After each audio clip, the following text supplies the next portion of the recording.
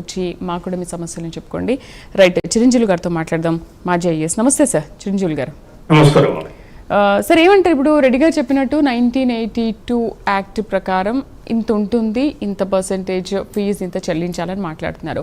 But ఏంటివి యాజమాన్యాలకు కానీ ఆ సంస్థలకు కానీ తెలియకుండానే ఇంతింత ఫీజులు వసూలు చేస్తున్నారా?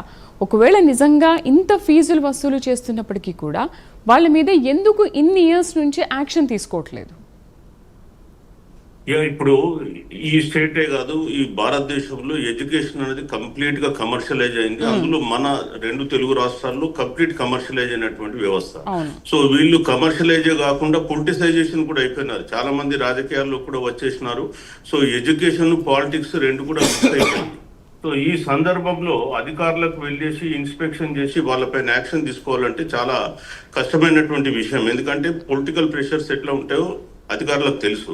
సో ఇవాళ ఏదైతే 1980 అనేది ఎప్పుడో 10-20 ఏళ్ల కింద ఫిక్స్ చేసిన ఫీజు ఈ రోజు కూడా పెంచమని యాజమాన్యాలు అడుగుతలేరు, ఇటు ప్రభుత్వాలు కూడా దానిపైన యాక్షన్ తీసుకుంటలేదు. సో ఈ 2 వైపుల నుంచి కూడా యాక్షన్ లో తీసుకోవడంలో విఫలమవుతున్నారు. ఒకటి ఏంటంటే యాజమాన్యాలకు తెలుసు ఏ విధంగా డబ్బులు వసూలు చేసుకోవాలి, ఏ విధంగా దాన్ని బ్లాక్ మనీని వైట్ చేసుకోవాలనేది వాళ్ళకి తెలిసినంత ఎవరికి తెలియదు.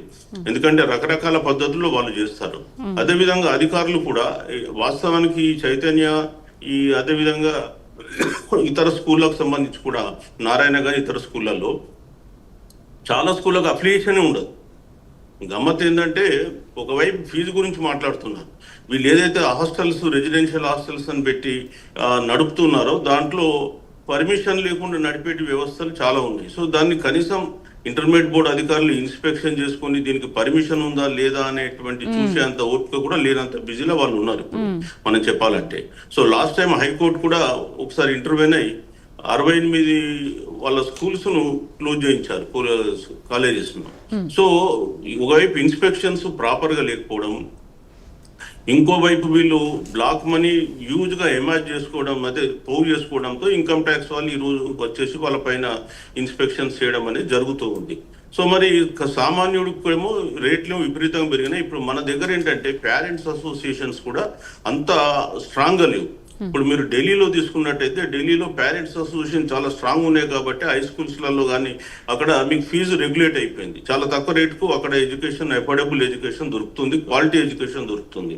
ఇక్కడ వచ్చేస్తే పేరెంట్స్ కూడా అంత స్ట్రాంగ్ గా అసోసియేషన్ పెట్టి పోరాటం చేయడం లేదు. సో ఎప్పుడైతే సివిల్ సొసైటీ కూడా స్ట్రాంగ్ గా ఉంటుందో, ఇప్పుడు మీరు ఎడ్యుకేట్ చేస్తున్నారు పబ్లిక్ నుంచి ఛానల్ ద్వారా. సో దీని ద్వారా ఏంటంటే ప్రజల్లో ఒక చైతన్యం వస్తుంది, రేపు అసోసియేషన్ కూడా ఫామ్ అవుతాయి. సో ఈ అసోసియేషన్ స్ట్రాంగ్ అయినట్టయితే డెఫినెట్ గా వాళ్ళు అటు జ్యుడిషియరీని అప్రోచ్ అవుతారు, ఇటు అధికారులను అప్రోచ్ అవుతారు, సో అటు మేనేజ్మెంట్ ను అప్రోచ్ అవుతారు. కాబట్టి 100% ఏంటంటే ఒక అకౌంటబిలిటీ అండ్ రెస్పాన్సిబిలిటీ అటు ఇంటర్మీడియట్ బోర్డ్ ఆఫ్ ఎడ్యుకేషన్ మీద కూడా పెరుగుతుంది, అటు మేనేజ్మెంట్ మీద కూడా పెరుగుతుంది. సో దిస్ కైండ్ ఆఫ్ మనకు అంటే డిబేట్ చాలా అవసరం. సో ఇవాళ ఎన్నో స్కూల్స్ వాస్తవంగా కాలేజెస్ మనం చూసుకుంటే ఇంటర్మీడియట్ లో వాళ్ళు నడిపే బిల్డింగ్లను చూస్తే ఒక విధంగా చెప్పాలంటే చాలా భయంకరంగా ఉంటాయి, బాధాకరంగా ఉంటాయి.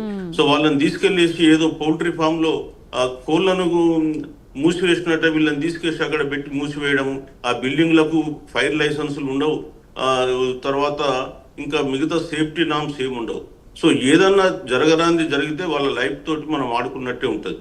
మనం చూసినాం గతంలో ఒక 2-3 ఇయర్స్ బ్యాక్ ఢిల్లీలో ఒక కోచింగ్ సెంటర్ లో వర్షం పడేసి వాటర్ వెళ్ళేసి ఈ విధంగా జరిగింది. సో ఇట్లాంటి పరిస్థితుల్లో వీళ్ళు స్కూల్లో నడుపుతున్నారు, దీన్ని ఎవరు ఇన్స్పెక్షన్ చేసిన పాపాన బోరు. సో ఇవాళ ఇండియాలో ఏంటంటే లా ఒబీడియన్సీ అనేది చాలా తక్కువ. ఎందుకంటే అడిగే వాళ్ళు లేడు కాబట్టి చట్టాన్ని ఎగ్గొట్టడమే ఇది. సివిల్ సొసైటీకి సంబంధించిన ఆర్గనైజేషన్స్ కూడా మాకెందుకులే, మా పిల్లవాళ్ళకి ఏదో చదువు చెప్తున్నాడు, వాడు మంచిగా అయితే చాలు, ఈ స్కూల్ గురించి నాకెందుకు, నేనెందుకు పోరాడాలి అనేటువంటి ఒక ఉదాసీనత, నిర్లక్ష్య వైఖరి కూడా దీనికి కారణమవుతుంది. సో ఇక్కడ క్వాలిటీ ఎడ్యుకేషన్ అనే దాంట్లో కూడా మనం చూసుకుంటే ఈ కాలేజెస్లలో ఏమి ఉండదు. వీళ్ళు ఏ విధంగా ఎడ్యుకేషన్ పేపర్స్, ఎగ్జామినేషన్ పేపర్స్ ను సెట్ చేస్తారు, ఏ విధంగా వీళ్ళు వాల్యుయేషన్ చేపిస్తారు, వీళ్ళు ప్రింట్ అయ్యే దగ్గరికి ఎంత దూరం పోతారు, గతంలో ఇవన్నీ మనం చూసినాయి, కొత్తగా చెప్పాల్సిన అవసరం కూడా ఏం లేదు. కాకపోతే పిల్లల్ని బట్టించి మగ్గప్ చేయించి వాళ్ళల్లో ఉండే క్రియేటివిటీ మొత్తం నాశనం చేసేస్తారు. సో అల్టిమేట్ గా రోబో లాగా మారుతారు వాళ్ళు. సో అది జరిగి లాస్ట్ కు వీళ్ళు ఏదో మాకు ఇంత ర్యాంకులు వచ్చినాయి అంత ర్యాంకులు వచ్చాయని అడ్వర్టైజ్మెంట్లు ఇచ్చుకొని ప్రజల్ని మోసం చేసుకుని ముందుకు పోతున్నారే తప్ప అందులో ఉద్దేశం ఏం లేదు. సో ఈ స్కూళ్ళ పైన ఖచ్చితమైనటువంటి లా పాటించాలని చెప్పేసి ఇన్స్పెక్షన్స్ పెంచాలి, దానికి తగ్గట్టు ఒక యంత్రాంగం కూడా అందులో ఉండాలి. సో ఈ పాలిటిక్స్ ఈ ఎడ్యుకేషన్ రెండు మిక్స్ కాకుండా ఉంటే బెటర్. బట్ పబ్లిక్ కూడా అట్లాంటి పాలిటీషియన్ ఆదరిస్తున్నారు. ఈ మధ్య కాలంలో కూడా మళ్ళీ ఒక ఎమ్మెల్సీ కూడా కరీంనగర్ నుంచి వచ్చినారు, ఒక ఎడ్యుకేషన్ ఇన్స్టిట్యూషన్ ఆయన. సో అందరూ అట్లా ఉంటారని కాదు, బట్ నేను చెప్తున్నాను ఏంటంటే పాలిటిక్స్ ఎడ్యుకేషన్ రెండు మిక్స్ అనే విషయం మాత్రమే తెలియజేస్తున్నాను. రైట్. జిహెచ్పి రాజు గారితో మాట్లాడదాం. నమస్తే రాజు గారు. నమస్తే.